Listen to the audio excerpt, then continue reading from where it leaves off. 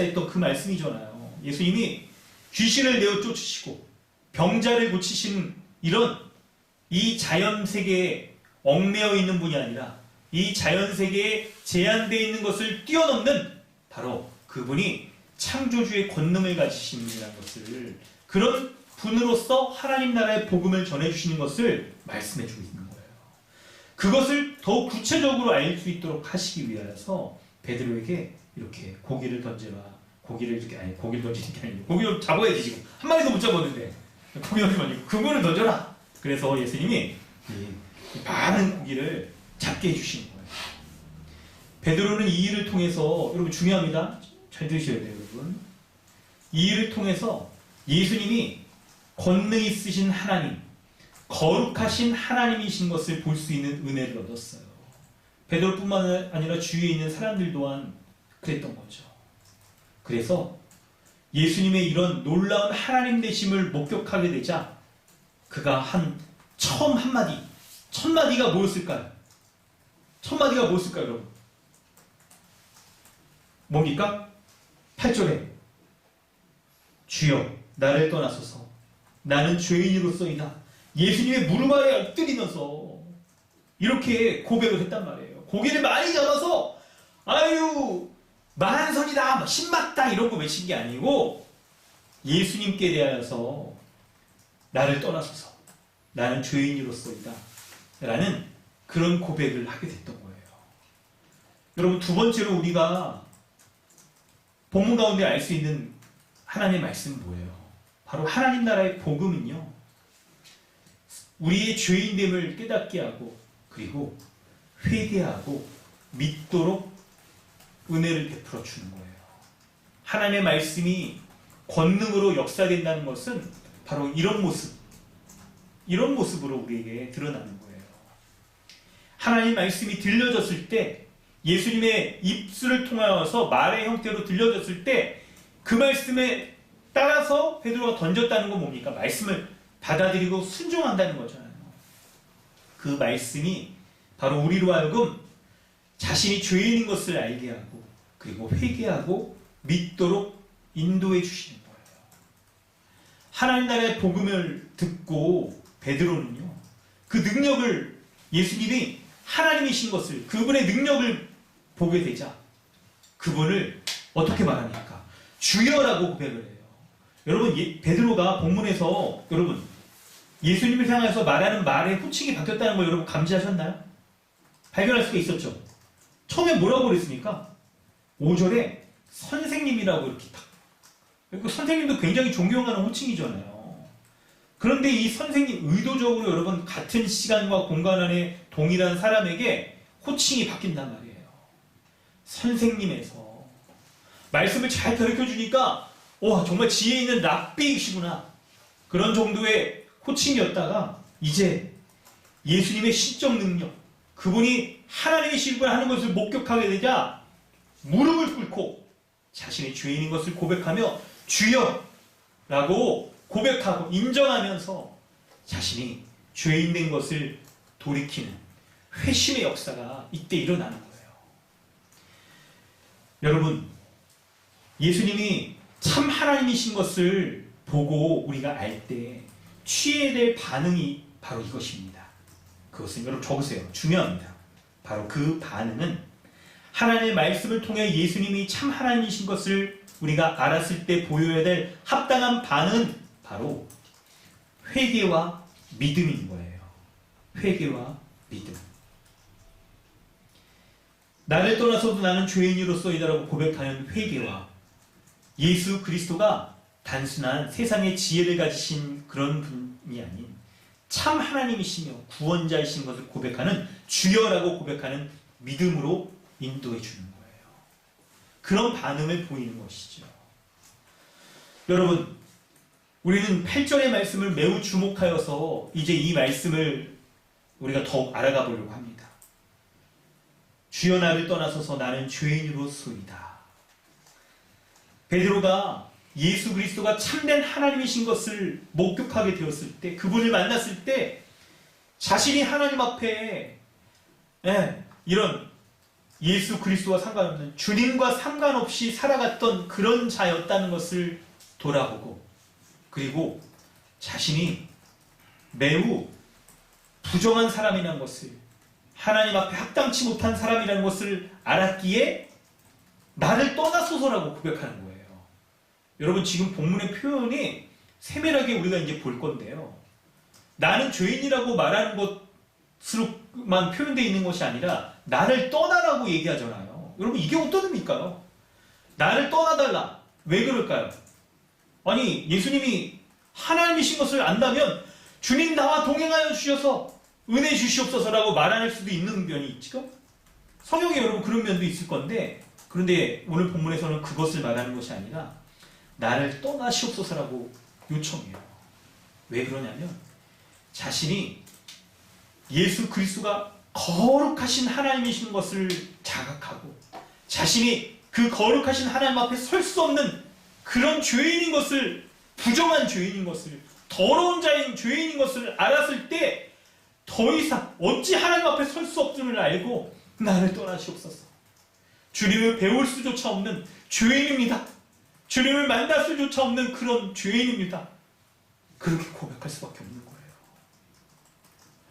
여러분, 바로 이 모습은 우리가 처음 주님을 만났을 때, 회심했을 때 우리에게도 동일하게 나타나는 모습이었고, 그리고 실상 이 모습은 우리가 매주 반복해서 드리는 예배 가운데서도 주님 앞에 드려야 될 모습이에요. 예배라는 것이 바로, 여러분, 예배라는 말 자체가 하나님 앞에 엎드리는 거, 그런 의미가 있거든요. 베드로가 예수님의 무릎 앞에 엎드려서 주여 라고 하나님을 부르고 나를 떠나소서 나는 죄인으로소이다 라고 말하면서 죄인된 자가 예배할 수 없었는데 하나님의 은혜로 이런 죄인된 자를, 진노 가운데 심판받을 수밖에 없는 자를 불쌍히 여겨주셔서 나를 떠나시옵소서라고 고백하는, 그럴 수밖에 없는 자신의 심각한 이 처지, 죄인된 상태를 돌아보게 되는 거예요. 여러분, 하나님을 본 자, 그 하나님의 거룩함과 그 어미함과 영광에 얼마나 압도되었는지 다른 말을 할 겨를이 없는 거예요. 은혜를 베풀어달라 이런 거 말할 겨를도 없고, 그저 그 하나님을 본 두려움 때문에, 지극히 높으신 하나님을 본 두려움 때문에 나를 떠나소서라고 그렇게 고백할 수밖에 없는 거예요. 여러분, 이렇게 여기에서 우리는 신앙생활의 아주 중요한 요소를 발견할 수가 있어요. 바로 하나님의 말씀을 들은 자, 그 말씀을 믿고 순종한 자에게 아주 중요한 모습이 바로 회개와 믿음을 갖는 겁니다. 이 회개는 여러분, 우리가 예수님을 처음 회심할 때만 일어나는 그런 단회적인 성격이 아니에요. 그리고 이 회개는 감정적인 결단이 아닌 거예요. 결단만으로 이루어지는 게 아니에요. 감정적인 요소는 분명히 있죠. 근데 감정적인 결단만으로 이루어지는 게 아니에요. 만약 여러분 이 회개가, 회심이 감정적인 것만은 우리에게 말한다고 한다면 우리는 정말 예배드리는 게 곤욕스러울 거예요. 예를 들어 여러분, 우리의 감정이 얼마나 하루를 지내면서도 시시각각 진짜 힘듭니까? 솔직히 저도 오늘 집에서 이렇게 교회까지 오는 그 짧은 15분간에 아니 좀 더 걸렸어요. 한 20분 막 이가 안 막히니까 일찍 오긴 하는데, 앞에 운전하면서 새치기 하면서 끼어들고 막 이런 사람들이 얼마나 순간 막 욱하면서 진짜 막 정신이 내가 참아야 돼. 내가 지금 예배 드리고 가고 있는데 참아야 돼. 마음 평정심 잃어버리면 안 돼. 진짜 오늘 말씀을 생각하면서 내가 어떻게 지금 마음 평정심 잃어버린 말씀을 어떻게 전하겠어. 막 이런 감정에 휩싸였으면 진짜 우리 설교 이거 때려치기 막 그 사람 잡으러 갔을 거야. 지금 저기 막 지금 양평까지 갔을 거야. 지금 막 이런 거 있잖아요. 이런 거 예배 드리는데 우리 감정을 의지하면서 탁 했으면 여러분 이게 합당하게 예배할 수 없었을 거예요. 정말 여러분도 마찬가지일 겁니다. 사람들과 관계에서 불편함이 있다거나 누구 때문에 자꾸 마음이 이렇게 상한 일이 있다거나 막 이런 거 있잖아요. 이런 게 있으면 우리가 이런 마음의 요소만을 우리가 생각하면, 감정이라고만 생각하면 온전히 예배할 수 없을 거예요. 온전히 예배할 수 없을 거예요. 그런데 회심이라는 것은요, 이 감정적인 반응과 함께 우리에게 지정의의 전 영역에서 이미 하나님 앞에 우리가 돌이킨 그것으로 인하여서 반복적으로 하나님의 은혜를 구하는 이 모든 것을 포함하는 거예요. 만약 우리 감정으로만 한다면 여러분 지금 만약 여러분 좀 부부간에 좀 싸우셨어요 혹시? 아니면 좀 누구한테 좀 욕이라도 좀 했어요? 아니면 좀 애들한테 좀 막대하셨어요? 그러면 예배드리지 못하고 지금 막 사죄 얘기도 없으면 어떨 뻔했어요? 우리는 지금 다 지금 벼락 맞아서 죽었을 거예요, 막. 여러분, 참된 믿음은요, 참된 이 회심은 우리가 예수 그리스도를 믿는 그분이 하나님이신 말씀을 전해주시잖아요. 먼저 말씀을 통해서 예수 그리스도가 하나님이신 것을 아는 지식과 하나님이신 것을 인정하는 동의와 하나님이신 것을 믿고 그 말씀에 순종하는 그 신뢰, 지속적인 신뢰, 이것이 모두 갖춰진 게 참된 회심이에요. 우리가 예수 그리스도를 믿을 때 우리는 이런 회심이 우리에게 일어났을 뿐만 아니라 우리가 예수 그리스도를 믿는 그 내 인생의 여정 가운데 우리의 지정의 모든 영역에서 주님을 온전히 믿는 그 믿음 가운데 살아가게 되는 거예요. 여러분, 우리가 이렇게 회개하는 거, 회심하는 건요, 우리의 신앙생활에 있어서 지속적으로 필요합니다. 본문의 베드로는 여러분 예수님 딱 무릎 앞에 엎드려가지고 죄인으로서이다 한 요 고백이 그의 인생 가운데 한 번으로 끝났을까요? 그렇지 않습니다. 베드로의 유명한 일화를 알고 있잖아요. 예수님이 잡히시기 전날 밤 예수님이 일러 바쳤고, 그리고 예수님 십자가에 죽으신 다음에 또 그냥 그것 때문에 괴로워하여서 그때 또 한번 주님 앞에 돌이킨 거 보게 되잖아요. 점진적인, 이중적인 회개와 회심, 구원을 이런 걸 말하는 게 아니고요. 우리가 한번 예수 그리스도를 믿는 그것으로 돌이킨 것, 그것을 우리의 모습 가운데 다시 한번 날마다 일상 가운데 확인하고 돌이키고 한번 우리를 의롭게 해주신 그 은혜를 우리가 확인하며 그 은혜를 덧입고 위로부터 공급받을 때 그 돌이키는 것으로 말미암아 우리가 계속 주를 따라가며 살아갈 수가 있는 거예요. 여러분, 신앙생활의 신자에 있어서의 힘은 바로 이 회심으로부터 드러납니다. 우리가 한번 처음 예수 그리스도를 믿을 때 우리의 인생이 완전히 뒤바뀌어져서 주를 포기할 수 없고 놓칠 수 없고 부정할 수 없고 주님을 따라가는 우리의 삶 가운데에서 우리가 연약함 가운데, 유혹 가운데, 사단의 공격 가운데 노출되어져서 짓는 이런 죄악들과 나를 떠나서서 이렇게 말했던 이 고백들이 때로는 무색할 정도로 이 세상에 좋은 것들을 우상 삼아서 우리 쫓아갔던 그런 모습에 대하여서 우리가 주님의 은혜를 구하며 다시 회개하고 주님 앞에 돌이키고 살아가는 이 회개가 우리의 신앙을 지속할 수 있는 힘일 뿐만 아니라 견고하게 해줄 수 있는 은혜인 거예요. 그리고 이 회개를 통하여서 주님을 믿는 믿음으로 우리는 더욱더 견고하게 살아갈 수가 있습니다. 참된 신앙생활, 참된 믿음을 가진 신자는 우리의 신앙생활 가운데 계속해서 하나님의 말씀을 듣고 그 말씀을 받아들이며 순종하며 살아가는 그것으로 우리 가운데 회개와 믿음이 반복적으로 드러나는 것이 우리 신앙생활에 있어서의 하나님이 베풀어 주시는 큰 은혜인 거예요. 사랑하는 성도 여러분, 여러분의 신앙생활 가운데 주의 말씀을 들을 때 모든 말씀으로 말미암는 회개와 믿음이 견고하게 되어지는 그 은혜들을 누리시길 바랍니다. 그 은혜를 붙잡으세요.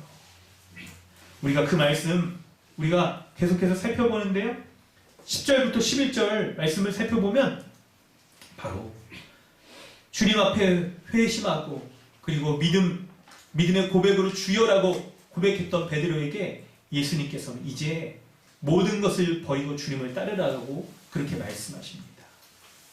죄인을 불러서 회개시키시며 믿음의 은혜를 베풀어 주세요.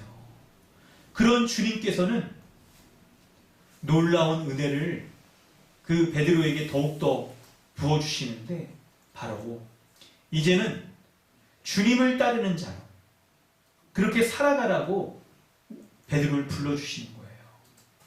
참 여러분, 이게 예수님의 절묘한 부르심이죠. 고기 잡는 어부에서 이제 사람 잡는 어부, 잡는 게 아니죠. 백종입니까? 잡게? 표현이 아니에요. 사람을 인도하는, 하나님의 사람으로 이렇게 딱 세우는 그런 이제 어부로, 사람을 낚는 어부죠. 그렇죠. 성경 표현에 사람 낚는 어부로 딱 서게 될 것을 예수님께서 말씀해 주시는 거예요. 여러분, 보세요. 이게 우리 신앙생활에 있어서도 여러분, 이게 어떤 특수한 사람에게만 나타나는 모습이 아니에요. 주님 앞에 참으로 회심한 사람에게 보편적으로 공통적으로 드러나는 모습인 거예요. 이 모습이. 왜 그럴까요?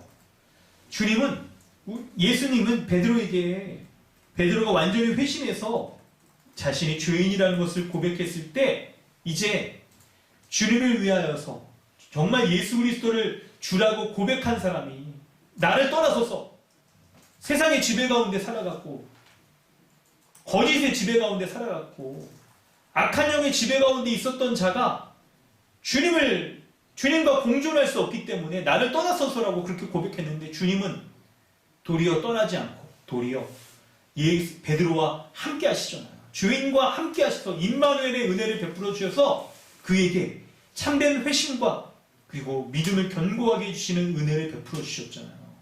이제 베드로에게는요, 주님을 떠나라고 해도 떠나실 수 없는 주님과의 그 관계가 되는 거예요. 왜 그렇습니까? 베드로가 예수 그리스도 안에 완전히 거했기 때문에 그런 것이죠. 주님이 베드로 안에 거하고 베드로가 주님 안에 거하는 그런 관계이기 때문에 더 이상 주님과 이게 뗄 수 없는 그런 자인 거예요. 그래서 이제 베드로 인생의 주는 완전히 바뀌었어요. 이전에 그의 인생의 주는요, 예수님이 아니었죠. 자신이 주로 삼고 있었던 것, 예수님을 떠나라고 그렇게 요청할 수밖에 없었던 온갖 거짓된 세상의 것들이 쫓아서 살아가는 것이 그의 인생의 모습이었는데, 이제는 하나님이신 완전한 거룩하신 분, 그분을 만나게 되자 주님이 더 이상 베드로를 떠나지 않아요. 그러니 이제 베드로의 삶은 어떤 삶이겠습니까? 이전과는 다른 그런 형태로 살아갈 수밖에 없는 거죠. 그 삶의 형태가 바로 이제부로는 사람을 취하리라, 사람을 낚는 어부로서 살아가는 거예요. 여러분, 이제 우리는 본문 가운데 살폈던 이 내용들을 가지고 더욱더 메시지화 시켜서 우리 자신에게 좀 적용해 보려고 합니다. 모든 만물을 다스린 권능이 있으신 예수 그리스도, 그 주님의 말씀을 듣고 그 주님의 말씀에 순종하는 자에게 회개와 그리고 믿음을 주시며, 그런 예수 그리스도를 주라고 고백하는 자의 삶을 완전히 바꾸어 놓으셔서 사람을 낚는 어부로 바꿔주신 베드로에게 그런 은혜를 베풀어 주신 주님께서는 오늘 우리에게는 어떤 은혜를 베풀어 주실지 우리가 5가지로 한번 정리해서 말씀 보도록 하겠습니다. 오늘 말씀의 메인 아이디어는 여러분, 예수 그리스도가 어떤 분이신지 그것을 아는 것과 관련이 있어요. 예수 그리스도는 모든 만물의 주님이신 하나님이시죠. 그래서 그분이 하나님 나라의 말씀을 가르치실 때 그 말씀을 듣고 믿고 따르면 하나님 나라의 모든 만물의 주가 되셔서 다스리신 하나님 나라의 복된, 곧 참된 구원과 생명과 평강을 얻게 되는 거예요. 참된 믿음은 하나님 나라의 주이신 예수님께서 전해주시는 말씀을 듣고 그 말씀을 받아들이는 것, 순종하며 따르는 것. 그래서 자신이 이전에 따랐던 많은 것들을 버려두고, 많은 것이요, 모든 것을 다 버리고, 11절에 모든 것을 버리고 예수 그리스도를 따르는 그것이 참된 믿음인 것입니다. 이 말씀을 우리가 더욱더 구체화해서 살펴보면요. 두 번째로 하나님의 말씀은 능력으로 나타납니다. 하나님의 말씀은 능력으로 드러나게 돼요. 예수님은 복음의 말씀을 전하고 가르치셨는데 가르침은 그냥 말의 형태로 이렇게 탁 사라져버리죠. 그런데 놀랍게 그 가르침은 이 땅 가운데 임하여 사람들의 불신을 깨트리고 거부하는 마음을 무너뜨리고 사람들에게 능력 있게 열매 맺어 드러나게 돼요. 말씀은 때로는 매우 별 능력이 없는 무능력한 것으로 우리에게 보입니다. 여러분 사람이 말하는 말, 종이에 써있는 이 말씀, 이 자체가 여러분 매우 능력 없는 것으로 이렇게 보이잖아요. 그런데 이 말씀을 믿음으로 순종하면 이 땅에 임하는 그 하나님 나라의 놀라운 권능을 맛볼 수가 있는 거예요. 나아가 하나님 나라의 주이신 예수 그리스도께서 주시는 그 복을 충만하게 누릴 수가 있는 거예요.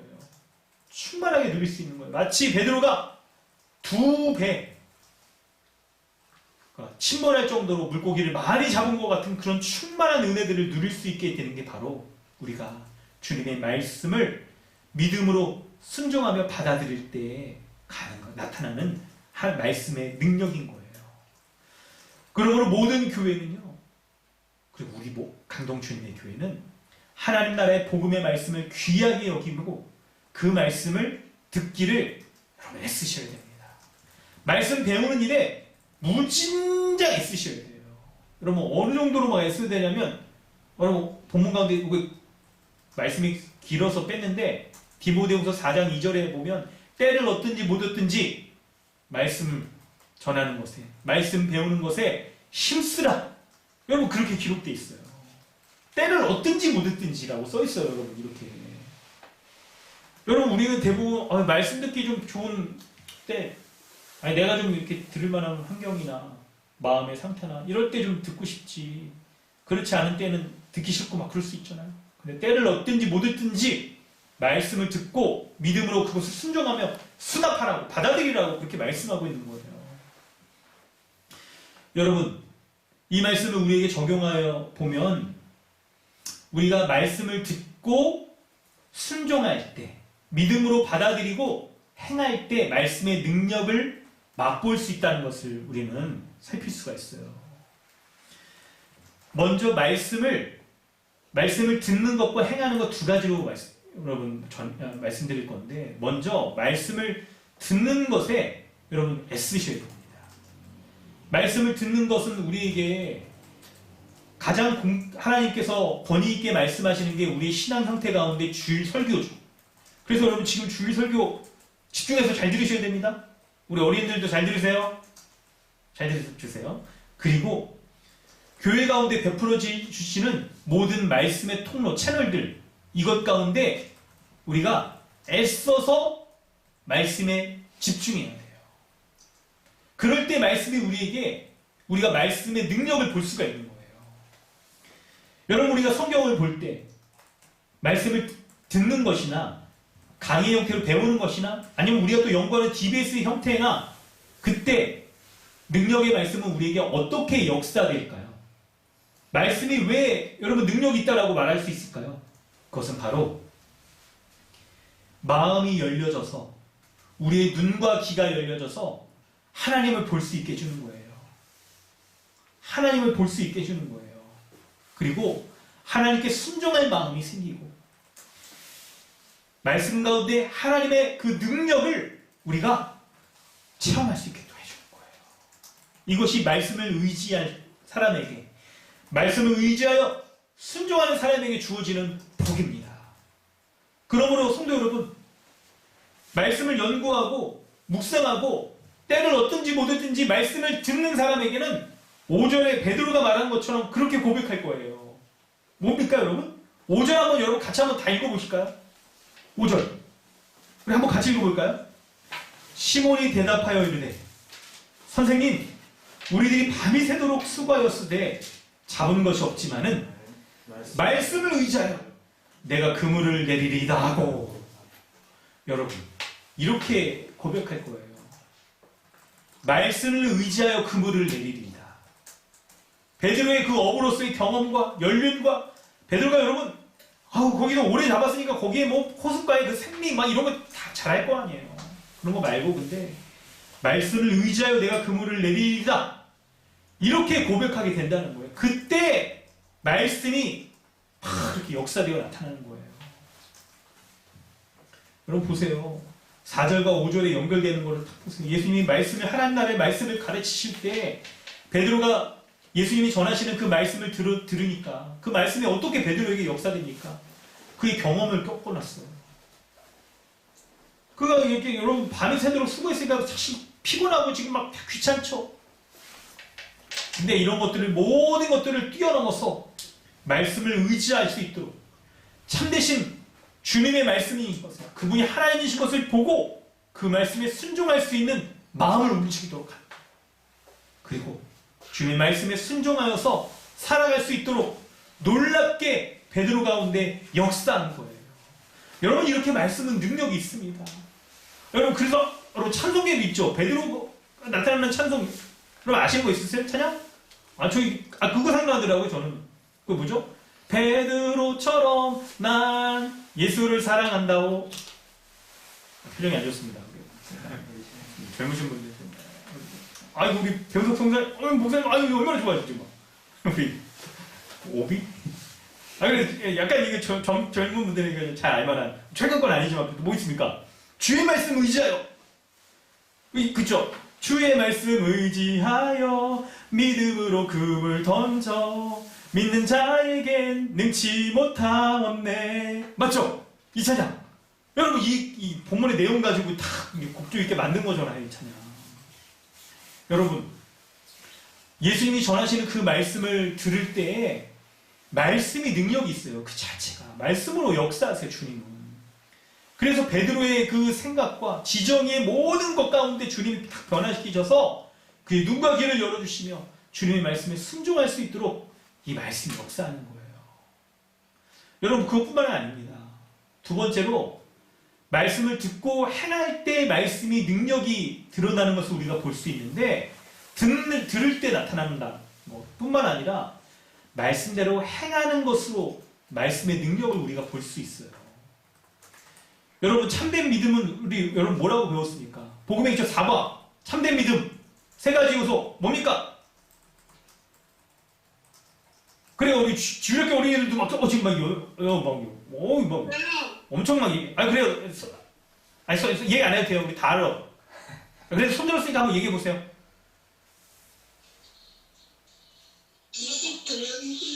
그래 우리 어린이들 지금 3명 보이는데 아직 다 얘기하고 있어. 이제 종호가 지금 안고 있는데 걔는 막 옹알이 말하려고 그러네. 지식동의 신뢰라고 막.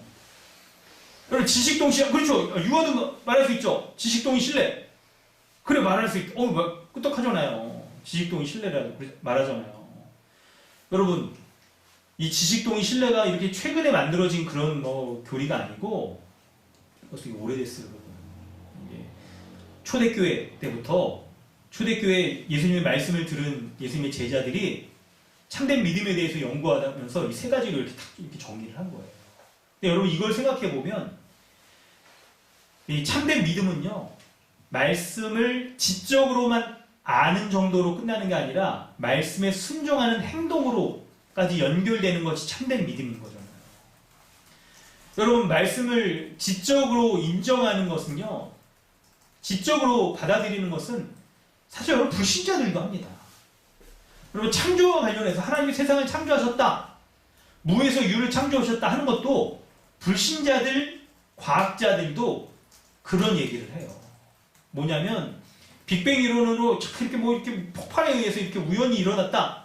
우연한 폭발로 일어났다. 이렇게 말하지 않고 폭발은 여러분 우리가 받아들일 수 있는데 우연히 폭발로 일어났다. 이렇게 말하지 않고 뭐라고 말하냐면 믿지 않는 과학자들도 이 세상이 창조되어 지금 매우 정교하게 운행되는 것을 볼 때 지적인 설계자가 있어서 세상을 창조하였다. 세상을 만들었다. 그 지적 설계자에 의해서 세상이 이렇게 창조되었다. 이렇게 얘기하는 불신 과학자들이 있는 거예요. 그런데 그래서 여러분 그 지적 설계자가 우리가 믿는 하나님과 같이라고 우리가 받아들이는 거죠. 그런데 그들이 하나님이라는 것을 안다라고 지적으로 안다라고 했을 때 믿느냐라고 말하는 것은 또 별개의 문제예요. 왜냐하면 참된 믿음은 지적으로만 아는 것이 아니라 아는 것을 실제의 삶에서 순종하며 살아가는 것으로 드러나는 거거든요. 주님이 말씀 가운데 들려주신 이 모든 지적인 이 내용들이 실제 권능에 있는 삶으로서 우리 가운데 드러난다는 것을 믿기에, 그것까지 믿기에 주님의 말씀하신 것을 그대로 순종하며 따라가며 신뢰하는 자에게 이 말씀의 능력을 맛볼 수가 있어요. 맛볼 수가 있는 거예요. 여러분 본문을 보세요. 베드로가 여러분 예수님, 저는 주님의 말씀을 듣고 주님이 하나님이신 것을 믿습니다. 그러니 금을 던지지 않아도 주님의 배에 물고기를 가득 채워줄 수 있는 그런 권능이신 분이신 것도 믿습니다. 이렇게 여러분 하지 않았잖아요. 본문이 그렇게 기록되지 않았잖아요. 어떻게 했습니까? 말씀에 의지하여 그물을 내릴 때, 그물을 내리는 순종의 행위를 할 때 말씀이 능력 있게 역사되는 거예요. 그게 바로 지식 동의뿐만 아니라 신뢰하며 자신이 순종의 삶으로 주님의 다스림을 누리는 거예요. 그런 자에게 이렇게 순종하며 살아가는, 신뢰하는 자에게 하나님 나라의 복락을 누리게 되는 거예요. 여러분 믿음에 대해서 여러분 우리는 이 모습을 우리는 알 수가 있습니다. 이렇게 말씀이 능력으로 드러난다는 것을 우리는 알 수가 있게 되는 거예요. 그런데 여러분 믿음에 대해서 우리가 보다 더 잘 알아야 될 것이 한 가지가 더 있는데, 바로 믿음은 예수 그리스도를 지적으로만 아는 것으로 그치지 않고 신뢰하며 순종하며 따라갈 때 지속적으로 신뢰하며 살아가는 삶 가운데에서 오직 주를 위해서 살아가는 삶, 주를 의지하며 살아가는 그 삶으로 드러나는 것이 참된 믿음인 거예요. 본문에 베드로가 여러분 사람을 취하리라, 이제부로는 내가 사람을 취하리라 라고 이렇게 말할 때 바로 이전에 그런 고기를 잡았던 그 삶과는 완전히 뒤바뀌어 버리게 되잖아요. 주를 위해 살아가는 삶, 그것이 믿음이 갖고 있는 지식, 동의, 신뢰의 모든 것들이 드러나는 모습인 거예요. 그런데 여러분 한 가지 더 중요한 얘기를 하려고 합니다. 여러분 조금만 더 집중하실 수 있죠? 뭐냐면 예수 그리스도를 만난다는 거. 우리가 처음 예수 그리스도를 만났을 때를 여러분 돌아보면 예수 그리스도를 만난다는 거, 그것이 무엇이길래 우리로 알고 우리의 삶 전부를 이렇게 바꿔놓는 놀라운 능력으로 드러날까, 역사되어 나타날까 하는 것을 여러분 좀 더 우리가 살펴보겠습니다. 여러분 말씀을 한번 좀 보고 살펴보겠는데요.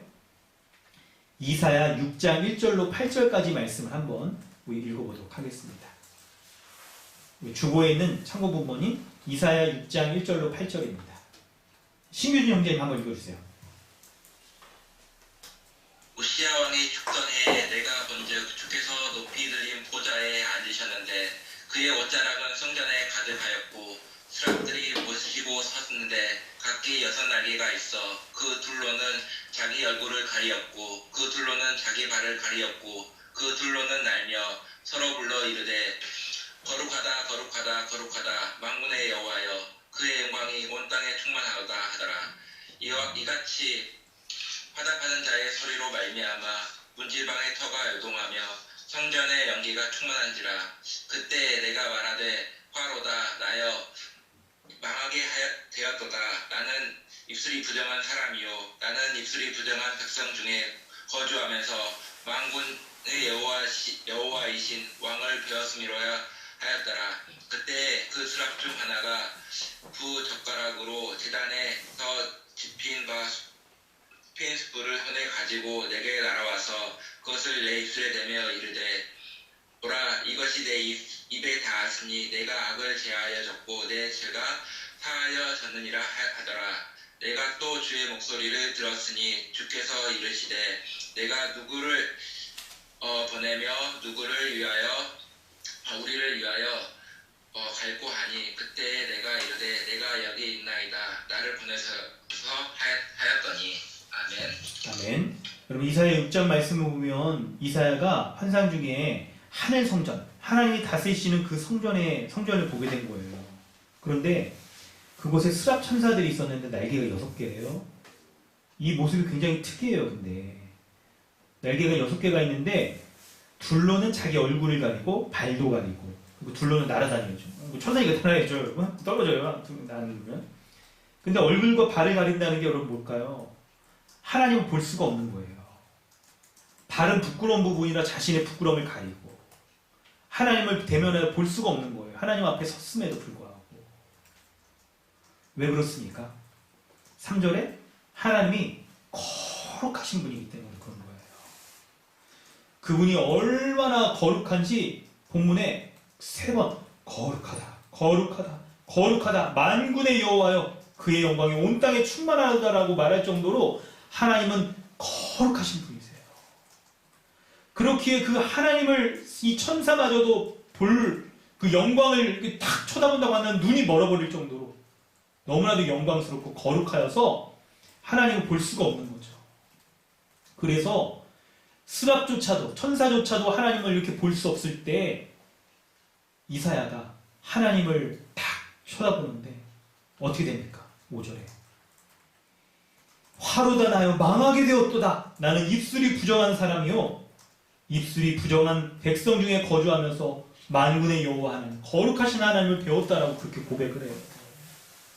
여러분 이게 우리의 회심의 모습을 보여주지 않습니까? 이사야가 하늘 성전 그 지극히 높은 거룩하신 성전에서 다스리시는 거룩하신 하나님을 배웠을 때 그 하나님 얼마나 위대하시고 그 영광이 얼마나 대단하시고 자신과 비교할 수 없을 정도로 거룩한 본체이신 그 하나님이시기 때문에 그 하나님을 만나 배웠을 때 자신이 망하게 될 정도로 화로다 망하게 되었다라고 고백할 수밖에 없을 정도로 자신의 주인님을 돌아보고 하나님 앞에 내가 설 수 없다 그렇게 고백하게 되는 거예요. 여러분 이런 고백으로만 끝나는 게 아니죠. 그런 고백을 했을 때 6절에 스랍 중에 한 사람이 제단 숯불을 가져와서 그 죄를 저질렀던 이사야의 입을 탁 지져버리는 거예요. 부정하게 만드는 거예요. 부정한 그 죄악의 모습들을 제하여 버리는 거예요. 거룩하게 이제 만드는 거죠. 이런 하나님의 은혜 가운데 거룩한 은혜를 입었을 때 거룩한 존재가 된 이사야가 어떻게 됩니까?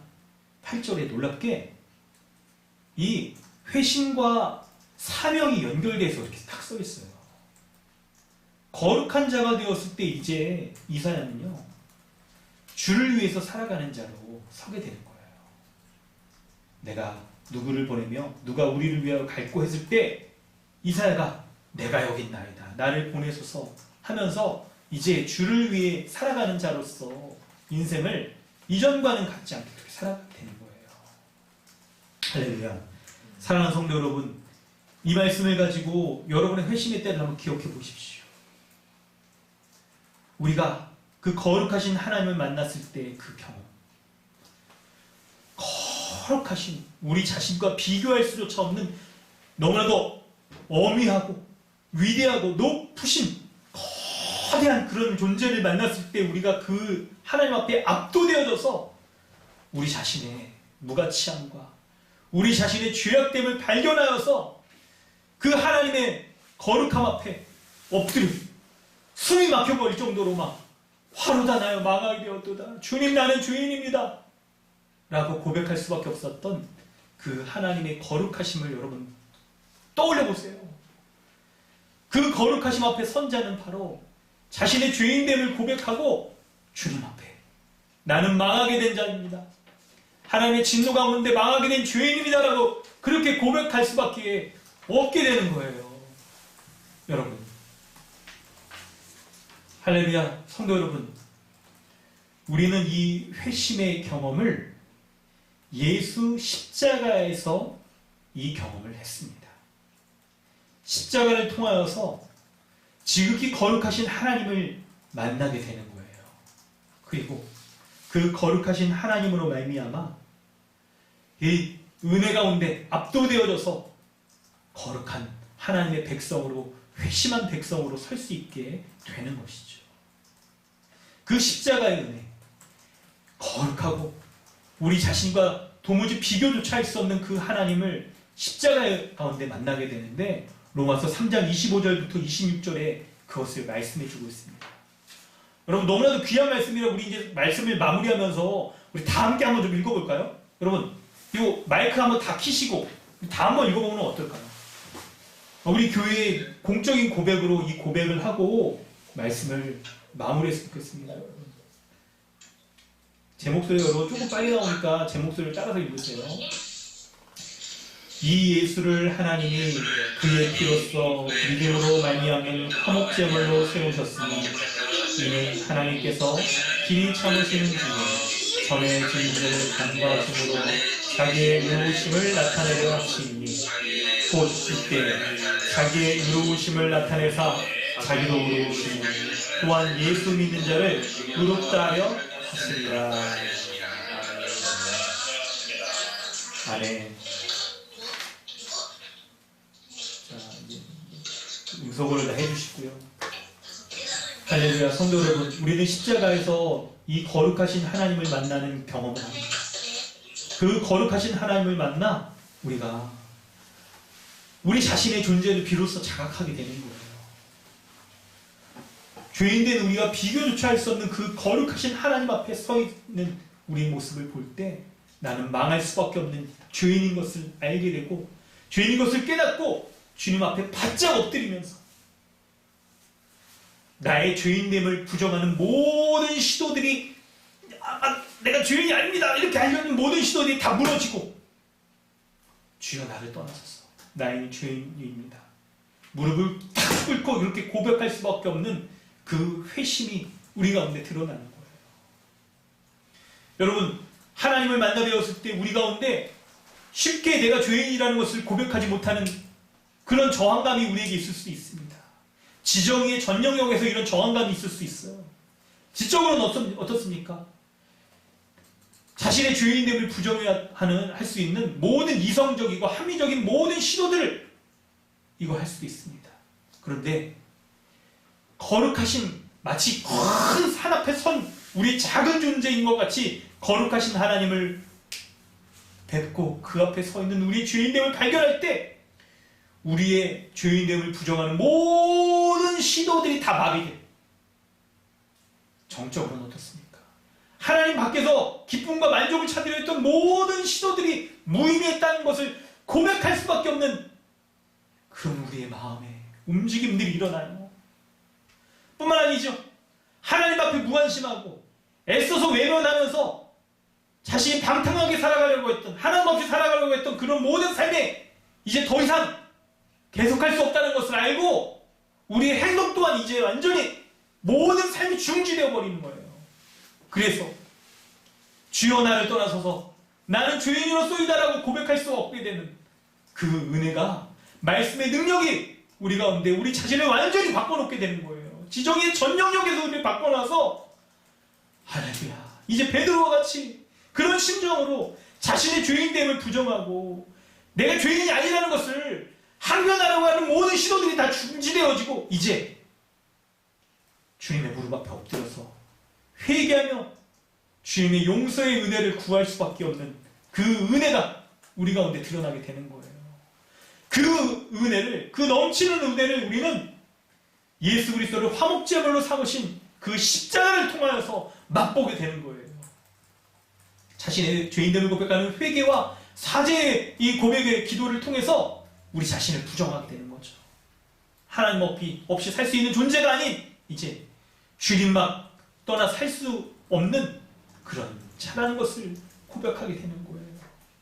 성도 여러분, 이렇게 회개는 우리의 힘의 원천이 됩니다. 주님을 만나 자신이 이제 무능력한 존재라고 고백하는 그 회심으로 인하여서 신자는 살아가게 되는 거예요. 처음 주님을 만나서 회심했을 때 그 고백으로 인하여서 우리는 힘을 얻어서 살아가고, 그리고 우리의 삶 가운데 지속적인 이 회개를 통하여서 우리가 삶의 바른 방향을 찾을 뿐만 아니라 하늘로부터 힘을 얻어서 살아가게 되는 거예요. 우리가 기도하는 힘이 여러분 먹는 이 음식으로부터만 나오는 것이 아니라 우리의 참된 힘은, 우리의 근본적인 힘은 바로 회심으로부터 드러나게 되는 거예요. 그러므로 여러분 주님을 만난 이후에 어떻게 살아가야 되겠습니까? 회심을 여러분 부끄럽게 여기지 마세요. 회개하는 것을 여러분 즐겨하세요. 물론 회개를 할 만큼 뭐 이렇게 즐겨 죄를 지라는 얘기는 아니죠. 근데 우리 가운데 죄를 고백하고 죄를 민감하게 반응하고 캐치해내고 하나님의 정결, 그 거룩함 앞에 합당치 못한 우리의 모습을 고백하는 것을 여러분 부끄럽게 여기지 마십시오. 그것은 오히려 부끄러운 것이 아니라 거룩하신 하나님을 만난 자의 합당한 반응이며 그 하나님이 주시는 위로부터 주어지는 원천적인 힘을 공급받는 그 통로가 되는 게 바로 회개예요. 사랑하는 성도 여러분, 힘을 얻고 싶습니까? 참된 힘을 얻고 싶습니까? 참된 인생의 방향을 찾고 싶습니까? 여러분의 삶에 참된 자신의 모습을 알고 싶습니까? 회개하십시오. 돌이키세요. 그 회개가 우리의 힘입니다. 그리고 회개하여 돌이키는 자는 이후로 베드로가 주를 위해 살아갔던 것처럼 세상을 원하고 추구하며 살아갔던 모든 삶에서 돌이켜 고백하기를, 주님 밖에는 이제 나에게 만족이 없습니다. 주님 밖에는 참된 기쁨이 없습니다. 소망이 없습니다라고 그렇게 고백할 수밖에 없게 되는 거예요. 그렇게 살아가게 되는 거예요. 사랑하는 성도 여러분, 이런 주님의 은혜를 구하십시오. 이 시간 우리 찬송 한 장 부르고 같이 기도했으면 좋겠습니다. 오늘 주보에 나온 찬양입니다. 주보에 프린트가 좀 잘못되어 있는데 94장입니다. 우리 함께 좀 찬양하고 하나님께 기도하면 어떨까요? 주 예수보다 귀한 것은 없네. 이 찬양 우리 함께 할 때 여러분이 주님을 처음 만났을 때 만났던 그 거룩하신 어미하신 하나님, 지극히 높고 커서 나의 이성적인 생각과 감정과 나의 삶을 송두리째 바꿔놓으신 그 하나님, 그 만난 회개와 믿음 달라고 그 은혜를 구하면서 이 찬양 함께한 후에 우리 주님 앞에 기도하기를 원합니다. 함께 찬양하겠습니다. 주 예수보다 더 지금 목사님도 바로 해요?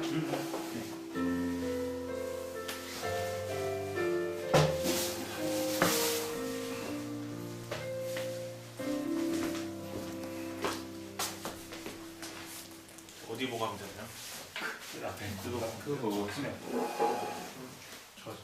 우와 깔끔하게 어때? 어떻게 찾아? 제가 조금 중앙이네.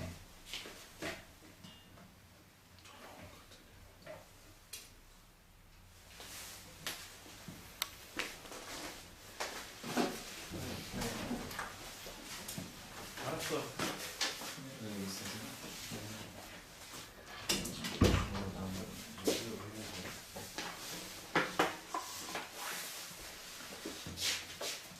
반갑습니다. 네, 저는 여러분이 안 보여서 좀 어색하긴 한데 보일 수 있나요?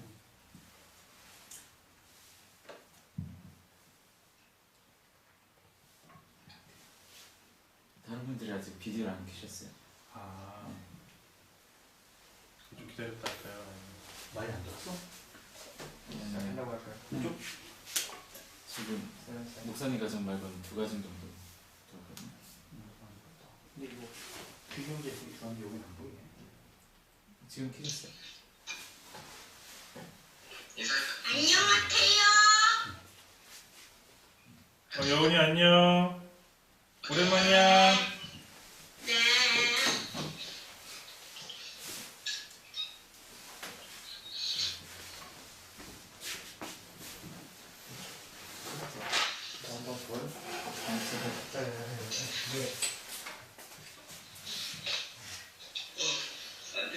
오늘 저희 수연자매님은 안 계신가요? 출근하셨어요? 저희 퇴근했어요. 예. 아, 그렇군요. 안녕하세요. 안녕, 여천아.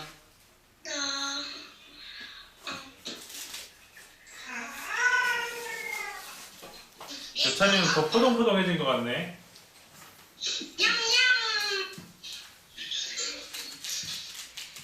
아이들만 들어왔네. 사원이 들어오셨고. 찐지유 나란.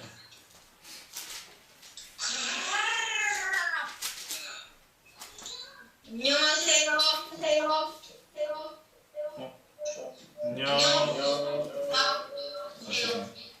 이게 왜 이렇게 돼? 이거 다른 데가 있어요. 사진이 나를 지금 다른 데가 있어요. 어디 갔어?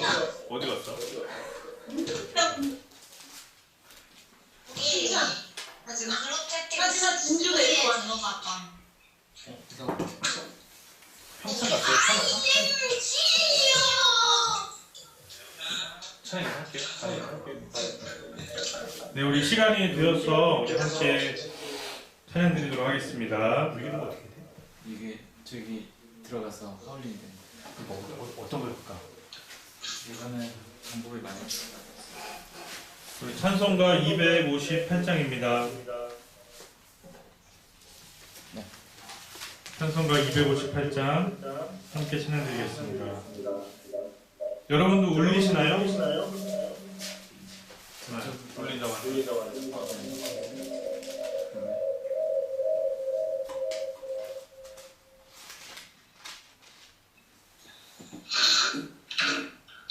아까 안 울렸는데. 지금 되죠? 우리 함께 찬양드리겠습니다. 찬송가 258장입니다. 샘물과 같은 보혈은 주님의 피로다.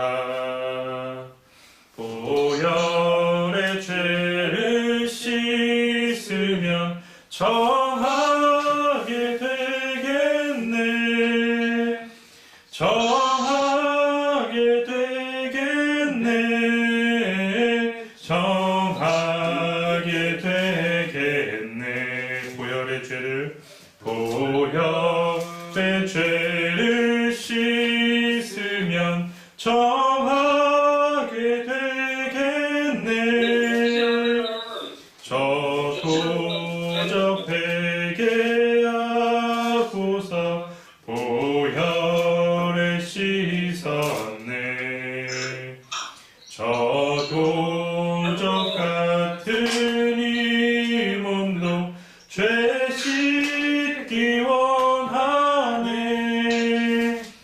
죄 씻기 원하네.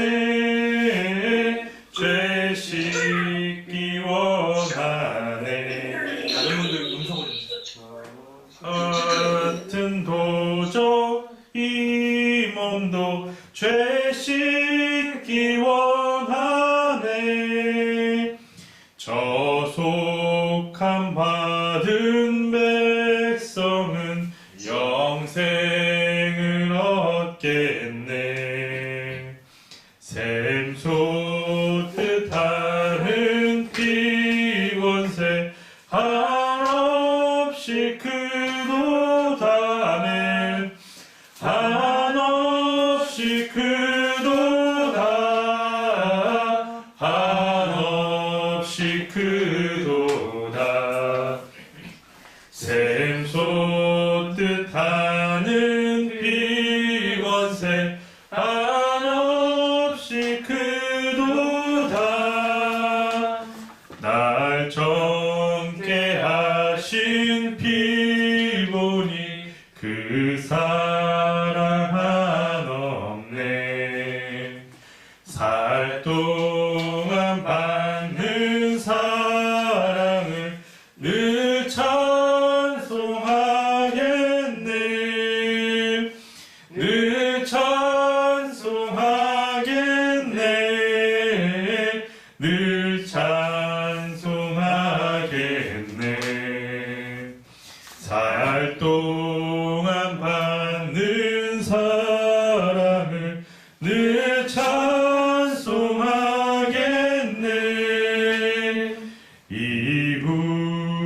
천국 올라가 더 좋은 노래로 날 구속하신 은혜를 늘 찬송하겠네. 늘 찬송하겠네. 늘 찬송하겠네. 날 구속하신 은혜를 늘 찬송하겠네. 아멘. 찬송가 200장 한 장 더 찬양드리겠습니다. 찬송가 200장입니다. 달고 묘한 그 말씀 생명의 말씀을 귀한 그 말씀 진실로 생명의 말씀이 나의 길과 믿음 밝히 보여주니 아름답고 귀한 말씀 생명샘이로다.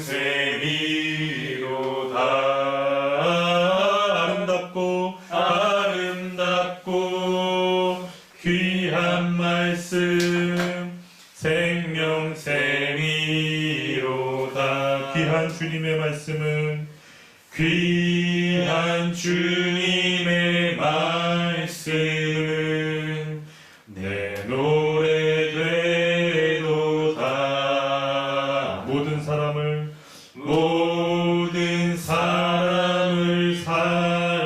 살리는 생명의 말씀을 값도 없이 받아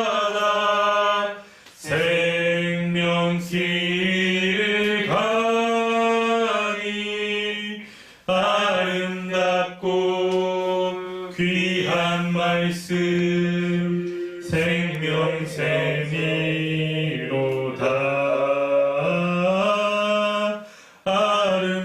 아름답고 귀한 말씀 생명샘이로다. 널리 울리어 퍼지는 생명의 말씀을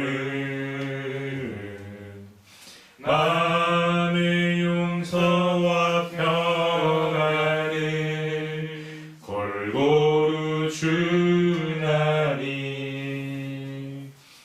다만 예수 말씀 듣고 복을 받네.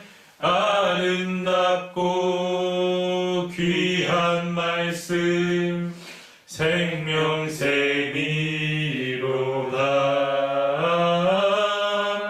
아름답고 귀한 말씀 생명샘이로다. 아름답고 귀한 말씀 생명샘이로다.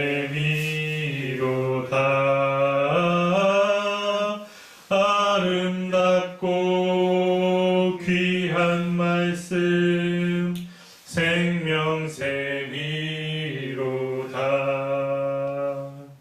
아멘. 함께 기도했으면 좋겠습니다. 우리를 구속하신 그 주님의 사랑과 또 정말 그 고귀하고 아름답고 우리의 생명 되신 이 귀한 말씀을 우리가 오늘 함께 예배를 통해서 듣고 또 은혜를 나눕니다.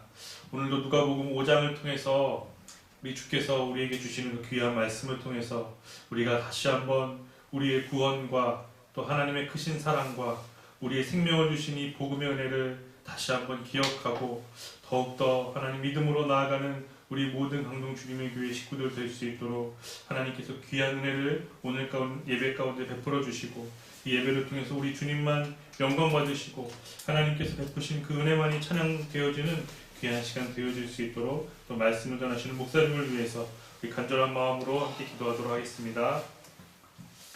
하나님 아버지 감사합니다. 하나님 아버지 오늘 우리를 불러 모아주시고 하나님 정말 이 귀한 생명의 말씀을 듣고 하나님 아버지 그 말씀 앞에 겸손히 나아가며 하나님 아버지 순종하며 나아가는 사람이 여길 수 있도록 인도해 주셔서 감사합니다.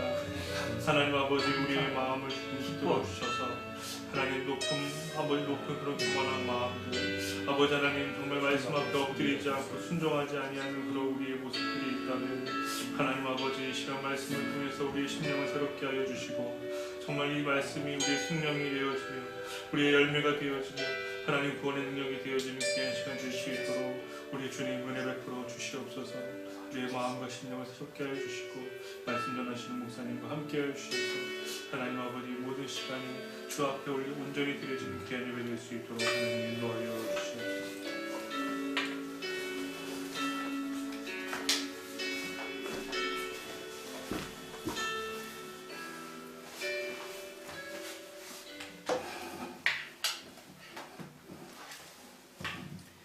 너희 의인들아 여호와를 즐거워하라. 찬송은 정직한 자들의 마땅히 할 바니라. 아멘.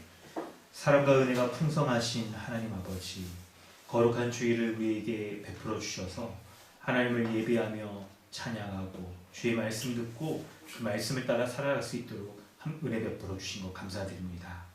오늘 우리가 드려지는 이 예배가 성령과 진리이신 예수 그리스도 주님을 의지하며 드리는 참된 예배 되게 하여 주시옵소서. 예배 가운데 하나님의 말씀이 전해질 때 하나님의 놀라운 은혜에 감사하고 감탄하며 기뻐하고 그리고 우리의 죄인됨을 돌아보아 주님께 은혜를 구하는 그러한 예배자로 설 수 있도록 은혜를 더하여 주시옵소서. 감사드리며 예수님의 이름으로 기도드립니다. 아멘.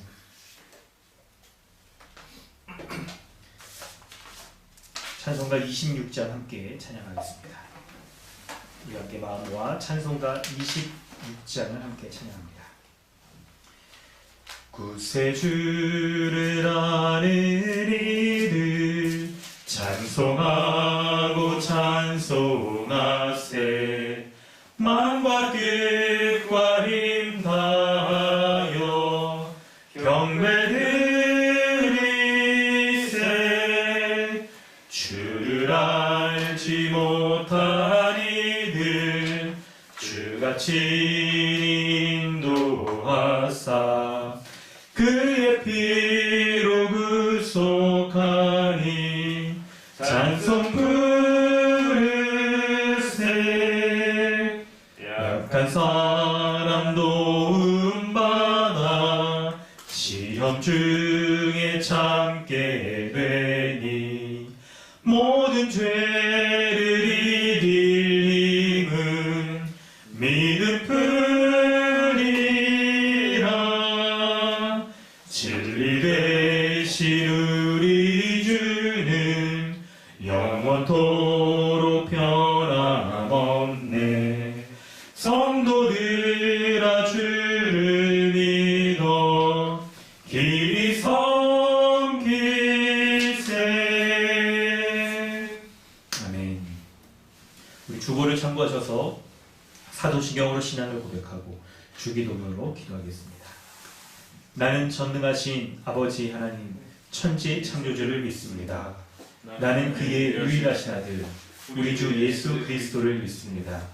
그는 성령으로 잉태되어 동정녀 마리아에게서 나시고 본디오 빌라도에게 고난을 받아 십자가에 못 박혀 죽으시고 장사된 지 사흘 만에 죽은 자 가운데서 다시 살아나셨으며 하늘에 오르시어 전능하신 아버지 하나님 우편에 앉아 계시다가 거기로부터 살아있는 자와 죽은 자를 심판으로 오십니다. 나는 성령을 믿으며 거룩한 공교회와 성도의 교제와 죄를 용서받는 것과 몸의 부활과 영생을 믿습니다. 아멘. 하늘에 계신 우리 아버지여, 이름이 거룩히 여김을 받으시오며 나라가 임하시오며 뜻이 하늘에서 이루어진 것 같이 땅에서도 이루어지이다. 오늘 우리에게 일용할 양식을 주시옵고 우리가 우리에게 죄 지은 자를 사하여 준 것 같이 우리의 죄를 사하여 주시옵고 우리를 시험에 들게 하지 마시옵고 다만 악에서 구하시옵소서. 나라와 권세와 영광이 아버지께 영원히 싸움나이다. 아멘. 하이데베르그 교리 문답은 12, 13, 14, 15 문답입니다. 우리의 구속에 관하여 하나님의 의로운 심판에 의해 우리는 이 세상에서 그리고 영원히 형벌을 받아 마땅한데 어떻게 이 형벌을 피하고 다시 하나님의 은혜를 입을 수 있겠습니까? 하나님께서는 자기의 의가 만족되기를 원하십니다. 따라서 우리는 우리 스스로든 아니면 다른 이에 의해서든 죄값을 완전히 치러야 합니다. 우리가 스스로 하나님의 의를 만족시킬 수 있습니까? 결코 그렇지 않습니다. 오히려 우리는 날마다 우리의 죄책을 증가시킬 뿐입니다. 어떠한 피조물이라도 단지 피조물로서 우리를 대신하여 하나님의 의를 만족시킬 자가 있습니까? 하나도 없습니다. 첫째, 하나님께서는 인간의 죄책 때문에 다른 피조물을 형벌하기를 원치 않으십니다. 둘째, 어떠한 피조물이라도 반드시 피조물로서는 죄에 대한 하나님의 영원한 진노의 짐을 감당할 수도 없고 다른 피조물을 거기에 구원할 수도 없습니다. 그렇다면 우리는 어떠한 중보자와 구원자를 찾아야 합니까? 참 인간이고 의로운 분이시나 동시에 참 하나님이고 모든 피조물보다 능력이 뛰어나신 분입니다. 아멘. 이 시간 우리 함께 죄의 고백을 하나님 앞에 드리기 원합니다. 하나님께서는 예배 가운데 죄의 고백의 순서를 두게 하셔서 우리로 하여금 예배 가운데 나오는 자마다 다 자신이 하나님의 진노 가운데 처해져 있는 죄인임을 깨닫게 하십니다. 이런 자신의 모습을 온전히 돌아보아 자신의 힘으로는 자신의 의와 공로로는 이 진노로부터 벗어날 수 없는 자인 것을 알고 오직 하나님께서 세우신 구원의 방법이신 예수 그리스도를 믿는 은혜 가운데 거하게 하셨습니다. 예수 그리스도께서는 우리의 죄를 대신하여서 참 사람이자 참 하나님이신 그분이 우리의 죄를 대신하여 십자가에 죽으신 것을 온전히 믿을 때에 하나님께서는 우리를 죄 없다 하시고 하나님 앞에 의롭고 거룩한 자라고 인정하여 주십니다. 이러한 믿음의 고백으로 예배하는 자의 예배를 하나님께서는 받으시며 그러한 자에게 더 이상 하나님의 진노가 아닌 하나님의 공의롭고 은혜로운 그것으로 말미암는 하나님 나라의 복을 우리에게 허락하여 주십니다. 우리가 예배 가운데 나올 때 이렇게 예수 그리스도의 은혜를 기억하고 떠올리고 확인하고 의지하며 예배하기를 원합니다. 그렇게 예배하는 자마다 하나님 앞에 온전히 예배할 수 있고 하나님은 그런 사람의 예배를 기뻐 받으십니다. 우리가 말씀 가운데 돌아보는 예수 그리스도 그분은 더러운 귀신을 그 주님의 말씀의 권위로 물리치시는 하나님이신 것을 보게 됩니다. 이 시간에도 예배 가운데 주의 말씀이 선포되고 베풀어지는 모든 말씀을 우리가 붙잡을 때 그 말씀이 우리 가운데 능력 있게 역사하여서 하나님 나라의 복락들을 누릴 수 있도록 인도해 주실 것입니다. 이런 온전한 예배자 되게 해달라고 우리 하나님의 은혜를 구하며 우리의 죄악된 모습들을 회개하며 주님 앞에 나아가길 원합니다. 함께 기도하겠습니다. 하나님, 우리로 하여금 예배 가운데 사죄의 기도 이 시간을 두게 하셔서 오직 하나님의 은혜를 구하고 하나님의 은혜를 맞이하며 그 은혜를 쫓아 살아갈 수 있는 자 되게 하여 주신 것 감사드립니다. 주님 기억합니다. 주님, 내가 주님의 은혜가 아니었으면 한순간도 살아갈 수 없는 진노 가운데 멸망받을 수밖에 없는 그런 자였다는 것을 기억합니다. 주님, 은혜 베풀어 주셔서 그 은혜에 하나님의 베풀어 주신 은혜를 날마다 붙잡고 사는 자 되게 하여 주시옵소서. 오직 예수 그리스도 주님을 믿는 주님을 의지하는 믿음 가운데 거하며 살아가게 하여 주시옵소서. 예수 그리스도 주님이 아니면 하나님, 내가 하나님 앞에 예배할 수 없고 주님을 만날 수 없고 하나님을 하나님 내게 예배할 수 없는 그런 자였음을 고백합니다. 주여, 은혜를 베풀어 주셔서 날마다 은혜 가운데 거하게 하옵소서. 날마다 주의 은혜 가운데 거하게 하옵소서. 이 예배 가운데 특별히 말씀의 권위를 거시고 사마리아 쪽 그 병든 자를 고치신 예수 그리스도 우리 주님을 바라봅니다. 바로 주님을 예수 그리스도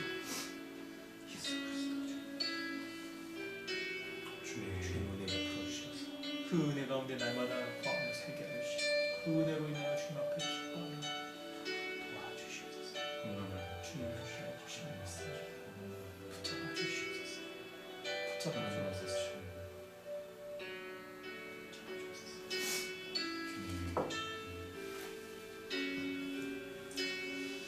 하나님 아버지 주님의 은혜 감사드립니다. 우리에게 이렇게 귀한 예배를 허락하여 주신 것 감사합니다. 죄인된 자가 하나님 앞에 나아가 예배할 수 없고 하나님을 만나 주님 주시는 은혜를 누릴 수가 없는 진노의 자녀였는데 우리를 예수 그리스도께서 우리의 죄를 대신하여 십자가에 죽으신 것을 우리가 믿을 때 우리로 하여금 하나님의 은혜 가운데 하나님 나라의 모든 복락을 누리는 그런 사람으로서 예배할 수 있도록 우리에게 은혜 베풀어 주신 것 감사합니다.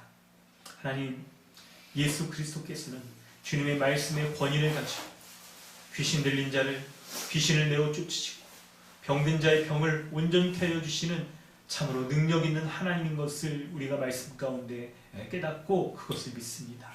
하나님 그 하나님께서 나의 죄를 대신하여 십자가에 죽으신 것을 내가 믿사오니 주님 오늘 다시 한번 사죄의 은총을 우리 하나님께서 베풀어 주셔서 주님 앞에 거룩하고 의로운 자로 그렇게 다시 한번 설 수 있도록 은혜를 더하여 주시옵소서.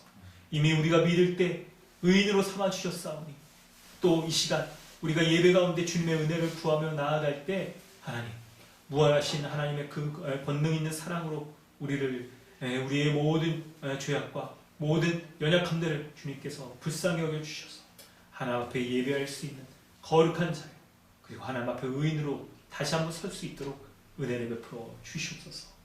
오늘 말씀 하나님께서 주실 때 하나님의 말씀이 베풀어질 때 하나님 참으로 권위 있는 말씀으로 받아들여서 그 말씀에 쫓아 우리를 구원하신 예수 그리스도의 은혜를 우리가 볼 수 있는 은혜를 이 예배 가운데 허락하여 주시옵소서. 감사드리며 예수님 귀하신 이름으로 기도드립니다. 아멘. 찬송가 202장을 함께 찬양하겠습니다. 찬송가 202장 찬양한 후에 배호석 목사님 기도해 주십니다.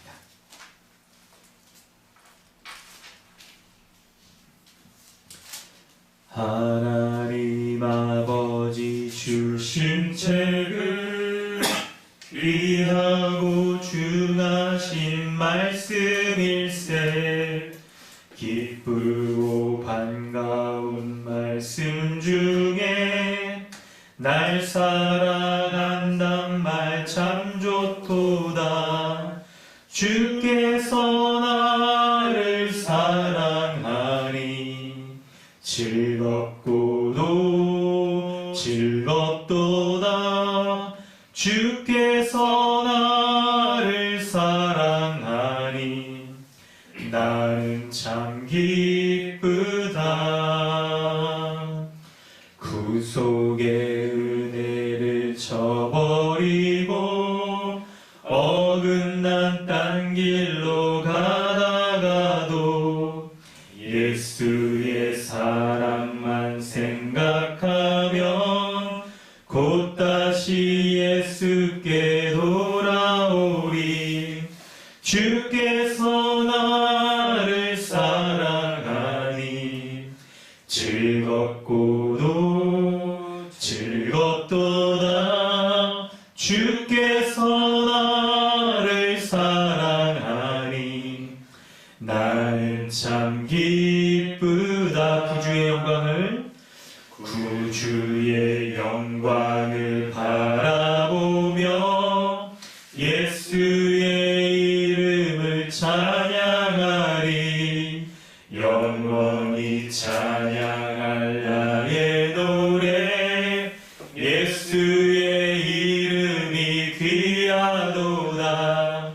주께서 나를 사랑하니 즐겁고도 즐겁도다 주께서 나를 사랑하니 나는 참 기쁘다 주 예수 날 사랑하시오니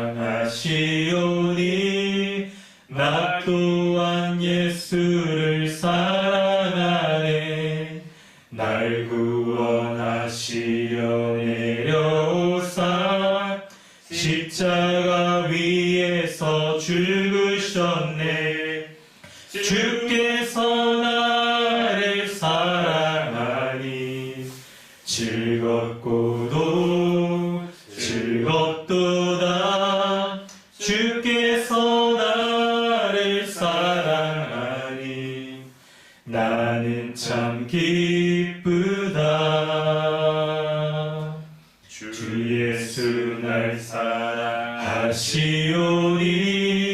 마귀가 놀라서 물러가네 주 나를 이렇게 사랑하니 그 사랑 어떻게 보답할까 주께서 나를 사랑하니 즐겁고도 즐겁도다 주께서 나를 사랑하니 나는 참 기쁘다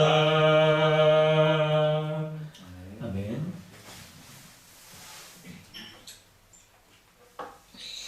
사랑해 주님 감사합니다. 이 시간 우리 다 함께 모여서 하나님을 예배할 수 있는 귀한 은혜 주신 것 감사드립니다. 아버지 이 시간 하나님의 이름 높이며 찬양하며 나아갈 때 하나님께서 모든 영광을 받으시고 은혜 베풀어 주시기를 간절히 소원합니다. 하나님의 놀라운 아버지가 주님 계획 가운데 하나님 나라를 창조하시고 하나님 나라의 모든 안식과 복락을 누릴 수 있도록 허락하셨지만 아버지 아담의 범죄로 말미암아 아버지 저주 가운데 타락 가운데 놓여있던 우리를 아버지 하나님 포기하지 않으시고 그냥 내버려 두지 않으시고 예수 그리스도를 이 땅에 보내주셔서 아버지 대속적 죽음과 우리를 대신한 거룩한 삶을 사셔서 하나님 앞에 의롭다함 인정받으신 그 의로운 우리에게 덧입혀 주셔서 우리의 죄의 문제를 해결해 주실 뿐만 아니라 우리에게 예수 그리스도의 의로운 입혀서 아버지 하나님을 예배하며 하나님과 교제하며 하나님께 나아갈 수 있는 거룩하고 복된 존재로 우리를 삼아주신 것 감사드립니다. 그 놀라운 은혜를 기억하며 이 시간 하나님 앞에 나아가 예배할 때 하나님 우리 예배를 기뻐 받으시고 은혜 베풀어 주시기를 간절히 소원합니다. 이 시간 아버지 특별히 귀한 말씀 듣기를 원합니다. 아버지 이미 이만 하나님의 나라가 아버지 교회 가운데 말씀 가운데 그 말씀의 통치 가운데 그 말씀에 순종할 때 우리가 다시 한번 주님 앞에 의롭다 이김을 받고 거룩의 열매를 맺으며 하나님 나라 백성으로서의 안식과 복락을 아버지 풍요롭게 누릴 수 있다는 걸 말씀해 주셨사오니 오늘 이 귀한 말씀을 귀 기울여 듣게 하시고 이 말씀에 우리의 모든 지정의를 주님 앞에 헌납하여 아버지 이 말씀을 잘 듣고 순종할 수 있는 우리의 삶의 열매가 맺힐 수 있도록 은혜 베풀어 주시옵소서. 말씀을 대언하는 주의 종을 붙잡아 주시고 성령께서 감화 감동하여 주셔서 그 말씀의 무리를 잘 해석하고 아버지 성도들에게 잘 아버지 전할 수 있는 귀한 은혜를 허락하여 주시옵소서. 이 시간 또 우리의 믿음의 자녀들을 위해 기도합니다. 하나님께서 허락하신 귀한 생명들 아버지 부모들의 믿음을 잘 전수받고 아버지 이 믿음이 다음 세대까지 잘 전수되어져서 하나님 나라의 백성으로서 저들이 하나님의 영광을 드러내는 귀하고 복된 삶을 살 수 있도록 하나님께서 은혜 베풀어 주시옵소서. 또한 우리 강동 주님의 교회 아버지 한몸된 교회적 존재로서 또 아버지 교회적 삶을 잘 살아낼 수 있도록 하나님께서 번뜩이는 지혜와 또 생각들과 아이디어들을 주셔서 코로나 시대 가운데도 불구하고 서로를 한 몸으로 여기며 아버지 하나님 섬길 수 있는 각자의 은사를 발휘할 수 있는 그의 한 몸병을 이뤄낼 수 있는 귀한 우리 강동 주님의 교회가 될 수 있도록 은혜 베풀어 주시옵소서. 감사드리며 우리 주 예수 그리스도의 이름으로 기도드리옵나이다. 아멘. 하나님께서 오늘 우리에게 주시는 은혜의 말씀은 누가복음 5장 1절로 11절까지 말씀입니다. 누가복음 5장 1절로 11절까지 함께 봉독하겠습니다.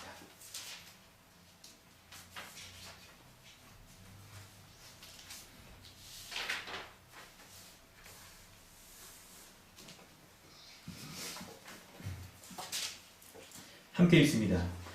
무리가 몰려와서 하나님의 말씀을 들을새 예수는 게네사렛 호숫가에 서서 호숫가에 배 두 척이 있는 것을 보시니 어부들은 배에서 나와서 그물을 씻는지라. 예수께서 한 배에 오르시니 그 배는 시몬의 배라. 육지에서 조금 떼기를 청하시고 앉으사 배에서 무리를 가르치시더니 말씀을 마치시고 시몬에게 이르시되 깊은 데로 가서 그물을 내려 고기를 잡으라. 시몬이 대답하여 이르되 선생님 우리들이 밤이 새도록 수고하였으되 잡은 것이 없지만은 말씀에 의지하여 내가 그물을 내리리이다 하고 그렇게 하니 고기를 잡은 것이 심히 많아 그물이 찢어지는지라. 이에 다른 배에 있는 동무들에게 손짓하여 와서 도와달라 하니 그들이 와서 두 배의 채움에 잠기게 되었더라. 시몬 베드로가 이를 보고 예수의 무릎 아래 엎드려 이르되 주여 나를 떠나소서 나는 죄인으로소이다 하니 이는 자기 및 자기와 함께 있는 모든 사람이 고기 잡힌 것으로 말미암아 놀라고 세베대의 아들로서 시몬의 동업자인 야고보와 요한도 놀랐습니다. 예수께서 시몬에게 이르시되 무서워하지 말라 이제부로는 내가 사람을 취하리라 하시니 그들이 배들을 육지에 대고 모든 것을 버려두고 예수를 따르랴. 아멘. 할렐루야. 우리 예배 가운데 나오신 모든 여러분 주님의 이름으로 환영합니다. 오늘 하나님의 말씀 우리 함께 보도록 하겠습니다. 오늘 누가복음 5장 1절부터 11절의 말씀을 보면 우리가 예수 그리스도를 믿는 처음 회심하였을 때 놀라운 일을 우리는 볼 수가 있습니다. 이미 회심하신 분들은 틀림없이 자신이 처음 회심했던 그때를 잊을 수가 없으실 건데요. 우리와 같은 이런 죄인된 자를 하나님의 자녀로 삼아주신 그 하나님의 은혜에 감사하며 그 눈물도 흘리고 때로는 이렇게 콧물도 흘리고 했었던 그 은혜의 감격들 여러분 잊지 못하시고 있을 것 같습니다. 아직 회심의 경험이 없으신 분들은 이런 하나님의 은혜를 눈물 콧물이 꼭 필수는 아닙니다. 이런 하나님의 은혜를 맛보고 누리시길 바랍니다. 오늘 우리는 베드로의 회심 사건을 통해서 우리가 믿는 신앙생활의 이 중심 원리 중에 하나를 우리가 살펴보려고 합니다. 먼저는 1절부터 7절 말씀을 좀 이렇게 살펴보려고 하는데요. 1절부터 7절 말씀을 보면 말씀 먼저 좀 설명을 하면 예수님께서 게네사렛 호숫가에서 시몬 베드로의 이제 배에 올라가셨어요. 그래서 거기서 뭘 하시냐면 하나님의 말씀을 가르치는 게 여러분 그 3절과 4절 여기에 주목되어 있어요. 예수님께서 한 배에 올라서 이렇게 육지에 조금 이제 떼서 말씀을 가르치시죠. 요 게네사렛 여러분 호숫가에 가보시면 호수가 여기 좀 이렇게 주변에 이게 산으로 이렇게 크게 둘러싸여 있어서 호수에서 좀 떨어져서 있으면 말씀을 전할 때 말씀이 이렇게 좀 잘 퍼져나갈 수 있는 이제 그런 구조예요.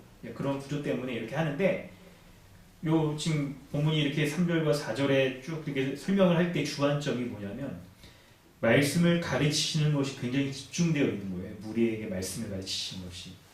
근데 이 말씀을 가르칠 때 여러분 말씀을 꽤 오랫동안 가르치셨나 봐요. 우리 3절과 4절에 배에서 무리를 가르치시더니 4절에 말씀을 마치시고 이렇게 시몬에게 이르시되 깊은 데로 가서 이제 그물을 던지라 하는데 그럼 예수님이 가르치셨던 그 말씀의 내용이 뭘까요? 바로 여러분 우리 4장의 전문맥 있잖아요. 거기에서 가르쳤던 말씀인 거죠. 43절에 써 있어요. 4장 43절에 보면 예수께서 이르시되 내가 다른 동네에서도 하나님의 나라 복음을 전하여야겠다. 내가 이 일을 위하여 보내심을 받았다라고 하셨잖아요.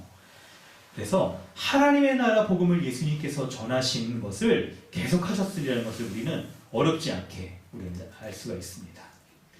그럴 때 예수께서 하나님 나라의 복음을 전하시면서 4절에 보면 이 말씀을 마치신 다음에 시몬 베드로죠. 베드로에게 뭐라고 말하냐면 깊은 데로 가서 그물을 내려 고기를 잡으라. 이렇게 얘기를 합니다. 그때 베드로가 예수님의 말씀에 순종하게 되자 그물이 찢어지고 얼마나 많이 잡았대요? 배 2척이 거의 막 잠길 정도로 그럴 정도로 많은 물고기를 잡았다라고 본문에 이렇게 기록이 되어 있습니다. 여러분 1절부터 7절 말씀을 이렇게 쭉 살펴볼 때 본문의 중심적인 내용이 예수님의 말씀을 의지해서 베드로가 많은 고기를 잡는 것을 우리가 알 수가 있어요. 여러분 이것이 예수님에 대해서 그리고 우리 믿음에 대해서 우리 신앙생활에 대해서 무엇을 말해줄까요? 바로 하나님의 말씀이 권능으로 임한다는 것을 우리에게 말씀해주고 있어요. 지금 예수님께서 하나님 나라의 복음을 전하신다라고 기록되어 있잖아요. 그 하나님 나라의 복음을 전하실 때 그 전하시는 하나님 나라의 복음은 말의 형태로, 말씀의 형태로 전해져요. 말씀의 형태로 전해지는 그 복음이 사람들에게 들려졌을 때 굉장히 능력 있는 권능으로 역사되어 나타난다는 것을 보여주고 있어요.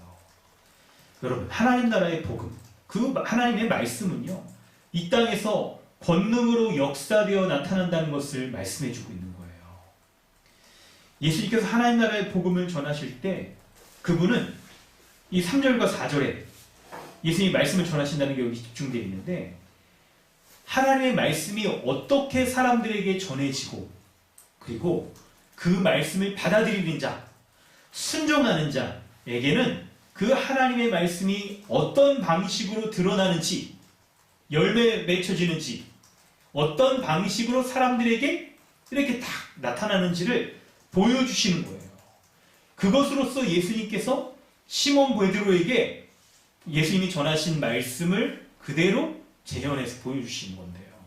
바로 베드로가 예수님의 말씀을 의지해서 순종할 때 하나님 나라의 능력이 얼마나 충만하게 드러나는지를 말씀해주고 있는 거예요. 여러분, 사랑하는 성도 여러분, 하나님 나라의 말씀은 이 땅 가운데 임해요. 어떤 방식으로 임하냐면 매우 권능 있는 모습으로 드러나요. 여러분, 이 내용을 이렇게 설명하려고 하는데 잘 들어주세요. 좀 중요한 내용입니다. 첫 번째로 좀 중요한 내용인데 뭐냐면 여러분, 말씀이라는 형태는 그 자체로는 굉장히 약해 보이잖아요. 별 힘이 없는 거잖아요. 사실 여러분 딱 보세요. 말씀이 지금 기록되어 있는 거에 우리 성경책을 통해서 이렇게 말씀을 보잖아요. 아니 이걸 딱 볼 때 뭐 성경책 이거 딱 보면요. 아니 뭐 그냥 하얀 종이에 그냥 까맣게 뭐 이렇게 써 있는 거.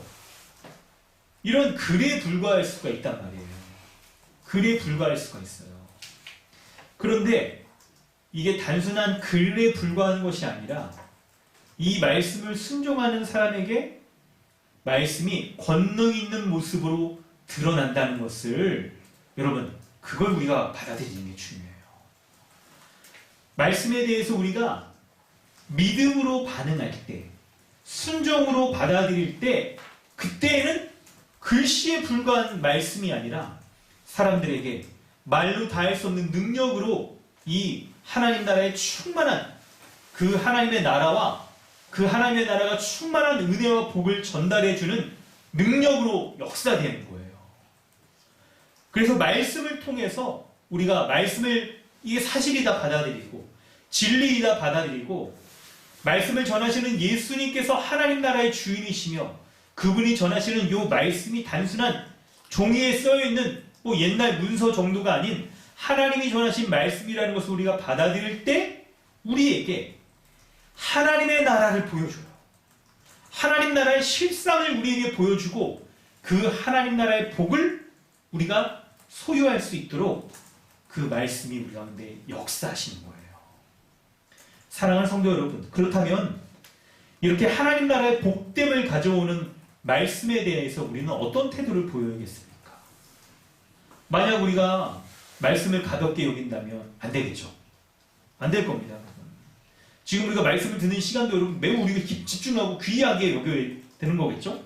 뿐만 아니라 하나님 나라의 복을 누리도록 이 원천적인 요 통로인 말씀이 바로 그렇다는 것을 우리가 정말 붙잡는다라고 한다면 우리에게 하나님의 말씀이 하나님 나라의 능력을 드러내는 귀한 통로로 우리에게 사용될 것이며 어떤 모습일까요? 그 모습이 말씀을 붙잡는다고 한다면 우리가 말씀이 이렇게 권능이 임하는 하나님의 통로라는 것을 통치의 수단이라는 것을 우리가 믿는다고 한다면 그 권능 있는 모습으로 말씀이 나타나는 모습은 여러분 기대가 되세요? 그런 게 어떤 모습일까요?